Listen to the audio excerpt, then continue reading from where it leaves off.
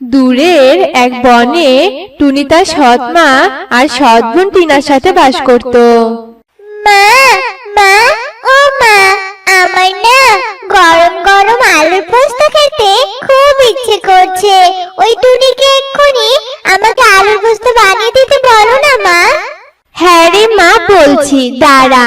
কিন্তু ওই নবাব জাতিকে তো দেখছি না, আর ও কি বাড়ি থেকে চলে গিয়েছে নাকি? গেলে তো আমাদেরই ভালো হতো। যত সব। ওই কপালপুরি কাঙালিটা এখনো ঘুমাচ্ছে মা। কি এত বেলা হয়েছে তবুও ঘুমাচ্ছে? দাঁড়া, ওকে আমি দেখাচ্ছি মজা। এরপর পায়েল একটা লাঠি নিয়ে টুনির ঘরে যায় আর টুনিকে মারতে থাকে। কি করছো কি মা? আমাকে মারছো কেন? মেরো না মা, আমাকে মেরো না। আমি অসুস্থ, আমার খুবই জ্বর এসেছে। আর মেরো না মা আমাকে, আমার খুব লাগছে। জ্বর না ছাই, তোর এসব কাজ না করার বাহানা, তাই না? যা এক্ষুনি আমার মেয়ের জন্য আলুর পোস্ত বানিয়ে আন, যা বলছি। মা, জ্বরে আমার হাত পা কাঁপছে, আর তুমি আমাকে বলছো বাহানা করছি। মা, আমার জায়গায় যদি টিনা হতো তাহলে কি তুমি এমন করতে পারতে? পারতে না তো। কি বললি তুই? তোর এই কুচি চেহারার সাথে আমার এত সুন্দরী মেয়ের সাথে তুলনা করছিস? তোর সাহস তো কম নয় রে। যা যা বলছি, কাজ কর। পায়েল টুনিকে ঘাড় ধাক্কা দিয়ে রান্নাঘরে পাঠিয়ে দেয়, আর নিরুপায় হয়ে টুনি রান্নাঘরে যায় আর টিনার জন্য রান্না করে। এভাবে অত্যাচারের মধ্য দিয়ে টুনি দিন কাটতে থাকে। একদিন টুনি নলকূপের পাশে থালা বাসন মাজতে থাকে আর কান্না করতে করতে বলে, বাবা, কেন তুমি দ্বিতীয় বিয়ে করে আমাকে নরকে রেখে চলে গেছো? জানো বাবা, তুমি চলে যাওয়ার পর থেকে এরা আমাকে দিয়ে অনেক কাজ করায়, আমাকে ঠিক মতো খেতেও দেয় না। মা, বাবা, আমি তোমাদের কাছে যেতে চাই। হে সৃষ্টিকর্তা, তুমি আমার মতো অভাগিনীকে কেন বাঁচিয়ে রেখেছো? এমন সময় পায়েল চিৎকার করে বলতে থাকে, হ্যাঁ রে, আজকে দুপুরে খাবার এখনো বানাসনি কেন? হ্যাঁ, আমাদেরকে কি তুই উপোস রাখার বুদ্ধি করেছিস নাকি শুনি? এই তো আসছি মা। টুনি চোখ মুছে ঘরে যায় আর ওদের দুই মা মেয়েকে খেতে দেয়। টিনা একবার মুখে খাবার দিয়ে ফেলে দেয় আর বলে, ওরে বাবা রে, ঝাল!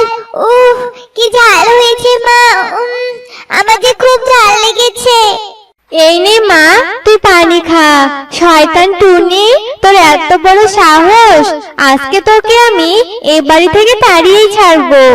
পায়েল এ কথা বলে টুনিকে ঘাড় ধাক্কা দিয়ে বাড়ি থেকে তাড়িয়ে দেয়। টুনি কান্না করতে করতে একটা নদীর ধারে যায় আর বলতে থাকে, এই পৃথিবীতে কেউ আমার আপন নয়, আমি এই জীবন আর রাখবো না। বাবা মা, আমি আসছি তোমাদের কাছে।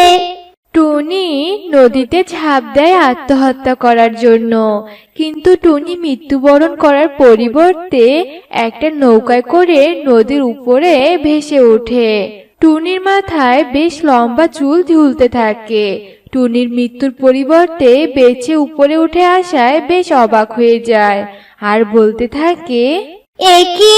আমি মৃত্যুবরণ করার জন্য নদীতে ঝাঁপ দিয়েছিলাম, কিন্তু আমি বেঁচে গেলাম কি করে? আর আমার মাথায় লম্বা ঘন চুল আসলো কি করে? এটা আবার কোনো বিপদ নয় তো? এমন সময় নদী কথা বলে ওঠে, না সুন্দরী পাখি, এটা কোনো তোমার বিপদ নয়। তুমি যে নদীতে ডুব দিয়েছো, এটা কোনো সাধারণ নদী নয়। ওই চুল নদী তোমাকে আশীর্বাদ স্বরূপ দিয়েছে। এই চুল তোমাকে সাহায্য করবে। চুল আমাকে সাহায্য করবে? কিন্তু কিভাবে? সেটা তুমি সময় হলেই বুঝতে পারবে। এবার তুমি ফিরে যেতে পারো সুন্দরী পাখি। এরপর টুনি নদীর পাড়ে এসে ওঠে আর খুশি মনে বাড়িতে ফিরে যায় আর তার ঘরের আয়নার সামনে বসে। টুনি তার চুল দেখে বেশ খুশি হয় আর চুলে হাত বুলাতে থাকে। আর চুলে হাত বুলাতেই তার হাতে একটা রঙিন গোলাপ আসে। টুনি রঙিন গোলাপটা দেখে বলতে থাকে, আরে আমার চুলে তো কোনো রঙিন গোলাপ ছিল না, তাহলে এই রঙিন গোলাপটা এলো কোথা থেকে? দেখতে দেখতে টুনির হাতের গোলাপটা একটা সোনার গোলাপে পরিণত হয়। এ দেখে টুনি আরো বেশি অবাক হয়ে যায়। এই গোলাপটা তো রঙিন ছিল, তাহলে এটা সোনায় হলো কি করে? দেখি তো আর একবার চুলে হাত দিয়ে। এরপর টুনি আর একবার চুলে হাত দেয়, আবারও একটা রঙিন গোলাপ টুনির হাতে আসে। আর ওই রঙিন গোলাপটাও কিছুক্ষণ পর সোনার গোলাপ হয়ে যায়। তার মানে নদী ঠিকই বলেছিল যে এই চুলি আমাকে সাহায্য করবে। এমন সময় টিনা টুনির এত লম্বা চুল দেখে ভীষণ ভয় পেয়ে যায় আর চিৎকার করে ওঠে, একি ভূত! মা, আমাদের ঘরে চুলওয়ালি ভূত এসেছে, লাঠি নিয়ে এসো মা, লাঠি নিয়ে এসো। আরে কি বলছিস কি? আমি টুনি, তোর দিদি রে। কি, তোর মাথায় এত লম্বা চুল আসলো কোথা থেকে? তুই নিশ্চয়ই আমাদের ক্ষতি করার জন্য এই চুল নিয়ে এসেছিস, তাই না? তোকে তো আজ আমরা ছাড়ছি না। কি বলছিস কি এইসব? আমার সব কথা শোন আগে। পায়েল আর টিনা টুনির কোনো কথা না শুনে টুনিকে বাড়ি থেকে তাড়িয়ে দেয়। আমি আর ওই বাড়িতে ফিরবো না। আমি আমার চুলের রঙিন গোলাপ ফুলের সাহায্যে এখানে নতুন বাড়ি বানাবো আর একা একাই বাস করব।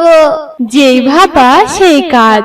টুনি তার চুলের রঙিন গোলাপ ফুলের সাহায্যে অনেক ধনী হয়ে যায়। এভাবেই বেশ কিছুদিন কেটে যায়। পায়েল আর টিনা একদিন টুনির বাড়ির সামনে দিয়ে যাচ্ছিল। টিনা টুনিকে ওই বাড়ি থেকে বেরিয়ে আসতে দেখে আর বলতে থাকে, মা দেখো, টুনি কত বড় বাড়ির ভিতর থেকে বেরিয়ে আসছে। কিন্তু মা, ওই এত বড় বাড়ির মালিক হলো কি করে? আমিও তো কিছু বুঝতে পারছি না রে মা। ও আবার কোনো গুপ্ত ধন পায়নি তো? মা, আমাদের ওর উপর নজর রাখতে হবে, জানতেই হবে রহস্যটা কি। পায়েল আর টিনা টুনির উপর নজর রাখতে শুরু করে। টুনি প্রতিদিনের মতো আজকেও আয়নার সামনে বসে চুলে হাত বোলায় আর সাথে সাথে একটা রঙিন গোলাপ ওর হাতে আসে। আর কিছুক্ষণ পর ওই রঙিন গোলাপটা সোনায় পরিণত হয়। টুনির এসব কর্মকাণ্ড লুকিয়ে লুকিয়ে ওরা মা মেয়ে দেখে ফেলে আর বলতে থাকে, মা, যে করেই হোক টুনির চুলের রঙিন গোলাপ আমাদের চাই চাই। যদি একবার আমরা ওই সোনা গোলাপ হাতে পাই তাহলে আমরা অনেক ধনী হয়ে যাব। মা, আমার কাছে একটা বুদ্ধি আছে, শোনো। এরপর টিনা পায়েলের কানে কানে বুদ্ধিটা বলে। ওরা দুজন বুদ্ধিমতো টুনির ঘরে ঢুকে আর টুনিকে তার ঘর থেকে নিয়ে একটা রশি দিয়ে বাঁধে আর বলতে থাকে, তোর চুলের রহস্য আমরা জানতে পেরেছি। যদি তুই বাঁচতে চাস তাহলে চুলে হাত বোলা আর অনেকগুলো রঙিন গোলাপ দে আমাদের, দে বলছি। তোমরা এখানেও এসেছো আমাকে অত্যাচার করতে? লোভী, অত্যাচারী! আমার কাছে যা চাইছো তা আমি তোমাদের কখনোই দিব না। টুনির এমন কথা শুনে পায়েলের ভীষণ রাগ হয়। রঙিন গোলাপ দিবি না, তাই তো? তবে মরার জন্য প্রস্তুত হ তুই। টুনি পায়েলের কথা শুনে তার মাথা চুলে হাত বোলায়। টুনির হাতে একটা রঙিন গোলাপ আসে। টুনি সে রঙিন গোলাপটা মাটিতে ফেলে দেয় আর সাথে সাথে রঙিন গোলাপটা সোনায় পরিণত না হয়ে সাপে পরিণত হয়। আরে আরে, এ তো একটা আস্ত সাপ! টিনা, বাঁচতে চাইলে পালা মা, পালা! ওরা যেই না পালাতে যায় অমনি সাপটা ওদের ছোবল মারে আর সাথে সাথে ওরা মারা যায়। আর সাপটা টুনির বাঁধন খুলে দিয়ে ওখানে অদৃশ্য হয়ে যায়। এরপর থেকে টুনি তার চুলের রঙিন গোলাপ নিয়ে অনেক সুখে শান্তিতে বাস করতে থাকে।